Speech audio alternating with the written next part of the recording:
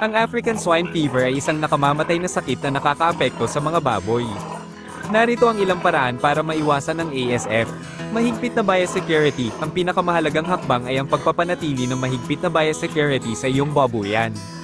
Ibig sabihin nito ang paglilinis at pagdidisinfekta ng mga pasilidad, pagbabawal sa pagpasok ng mga tao at hayop na hindi autorisado, at pag-iwas sa paggamit ng mga kagamitan na hindi nalinis. Pagbili ng mga baboy mula sa mga mapagkakatiwalaang pinagkukunan, siguraduhin na ang mga binibili mong baboy ay galing sa mga mapagkakatiwalaang pinagkukunan na walang ASF. Pag-iwas sa pagpapakain ng mga baboy sa mga tira-tirang pagkain, ang mga tira-tirang pagkain ay maaaring magkaroon ng ASF virus. Mas mainam na magpakain ng mga balanseng pagkain na espesipikong ginawa para sa mga baboy.